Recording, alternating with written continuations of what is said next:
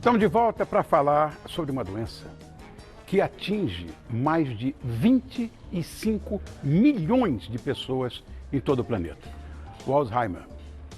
Ela é a causa mais comum de demência. É um grupo de distúrbios cerebrais que causam a perda de habilidades intelectuais, sociais. Aqui no Brasil, mais de 1 milhão de pessoas sofrem desse mal. Vamos saber mais sobre ele com a ajuda de uma especialista no assunto. Ela é formada em medicina com especialização em neurologia. Eu estou recebendo a doutora Nídia Pires. O que você está fazendo aqui? Eu estou fazendo companhia para a doutora enquanto você não vinha. Porque eu sou assistente de estúdio. Sim. Eu preciso cuidar de todo mundo. Eu sei, mas... Aqui, meu querido ídolo. Ai, meu favor. Deus do céu. Obrigado, Sente-se. Conchita. Você é muito querida, Conchita. E Obrigado. nada, suas fichinhas, tá bom? Obrigado. E tá bom. Piacere. Ai, Deus meu. Ai, doutora Nídia, vamos começar explicando primeiro o que é o mal de Alzheimer. Então, o Alzheimer é uma doença degenerativa, né?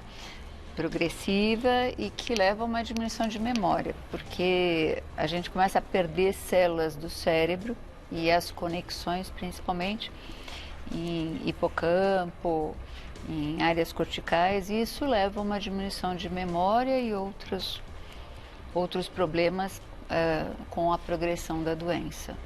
A moderna radiologia, eu tive até um acesso, eu vi, tem uma parece que está envolvendo o cérebro uma camada estreita, branca, em volta. É assim mesmo aquilo? Significa alguma coisa isso, não? Não, é assim, a gente tem o cérebro, Tá. que a gente fala que é a substância cinzenta e a Sim. substância branca.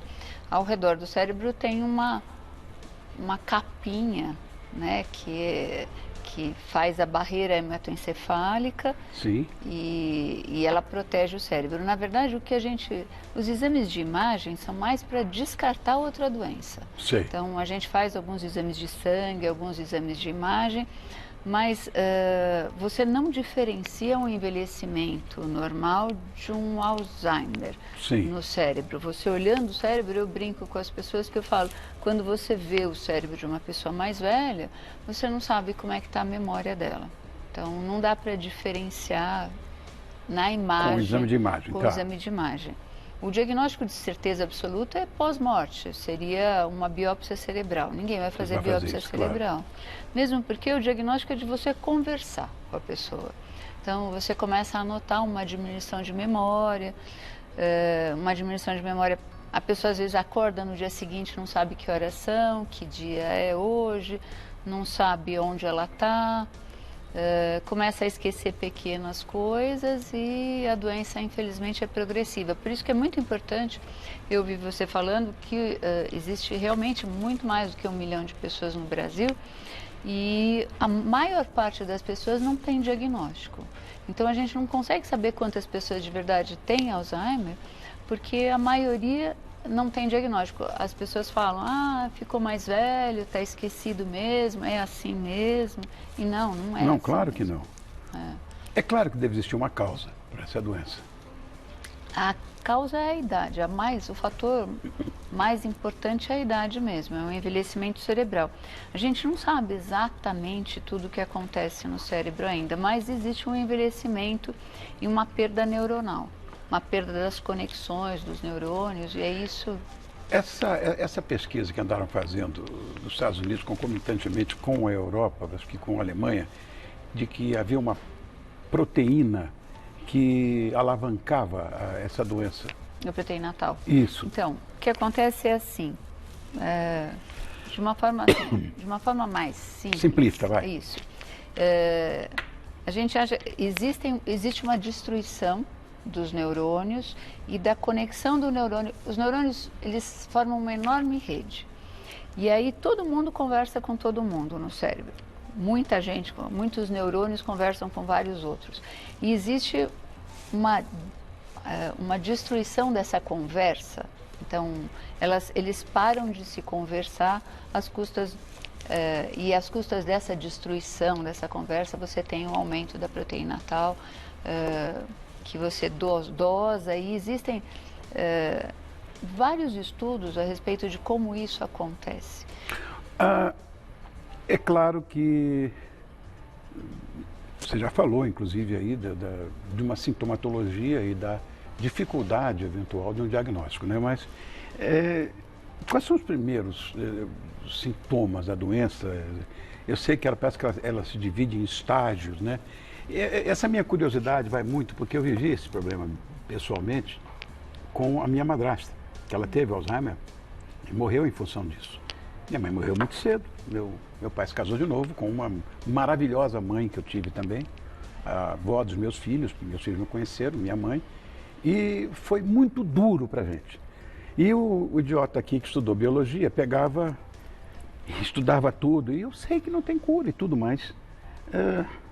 O tal do estágio era uma coisa que a gente tinha que controlar, não avançar e tal. Como é que é essa história?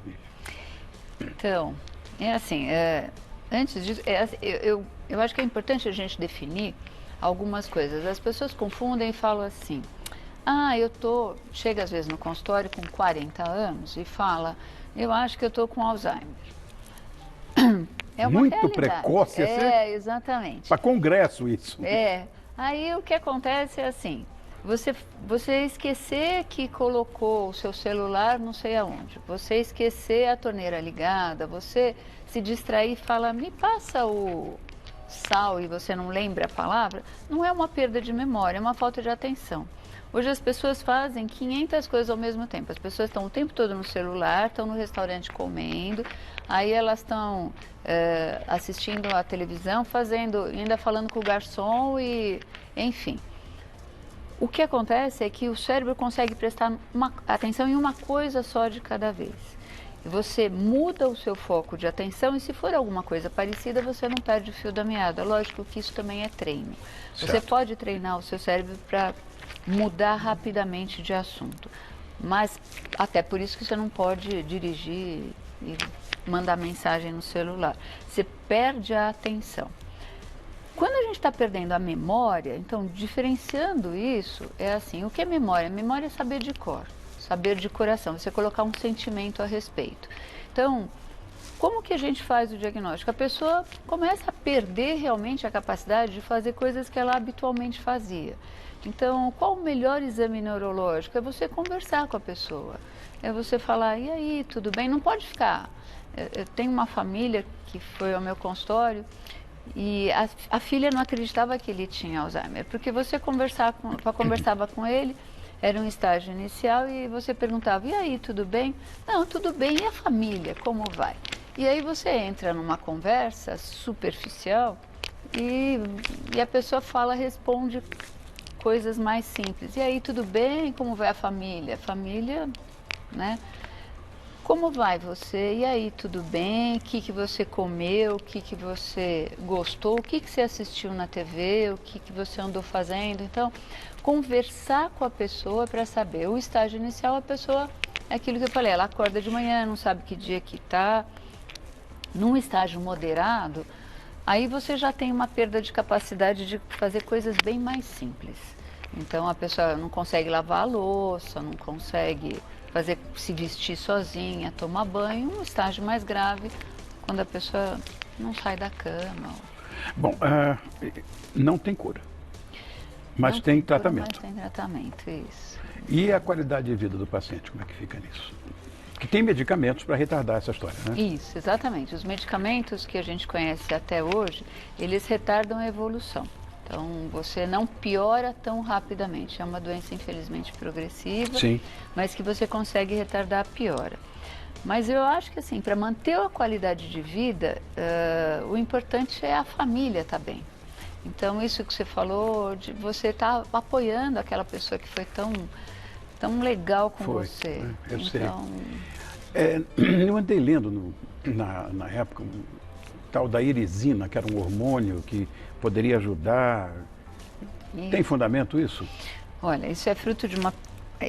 Saiu agora em janeiro, né, na revista Nature, uma pesquisa muito bacana, feita aqui no Brasil mesmo, sobre a irisina e o exercício físico. Isso. A Federal do Rio de Janeiro, inclusive, tem um trabalho sobre isso. Isso. É assim, todo mundo sabia que existem algumas coisas que você pode fazer para evitar a perda de memória. E todo mundo sabe que exercício físico, sabia desde 1900 e antigamente, que exercício físico ajuda a prevenção de perda de memória, do Alzheimer em particular, que a gente está conversando. Aí não se sabia por quê. E aí foi comprovado, os testes indicam que a irisina é responsável por isso. Então, essa produção de irisina pelos músculos durante o exercício físico. Então, a ideia é que a gente não sabe se isso vai virar um medicamento. Então, cerca de, sei lá, mais de 1000 moléculas você tem em pesquisa para a gente ter certeza que isso vai gerar... Vai gerar? Vai gerar uma molécula que vai ser realmente alguma coisa que vai virar um medicamento. Então, a gente não sabe se isso vai virar um medicamento ou não, porque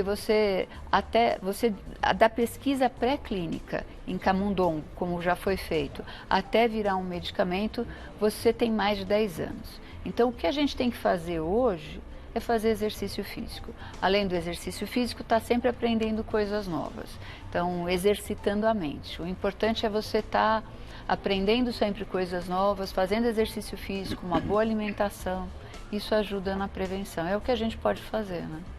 Obrigado, querida. Doutora Nídia Pires, neurologista, nos deu uma aula hoje do mal de Alzheimer. E eu te agradeço muito, querida. Volte mais vezes. Super obrigada. Só quem viveu essa história, o familiar, é que sabe a magnitude dessa história. É verdade. Obrigado por ter vindo, querida. Um beijo grande.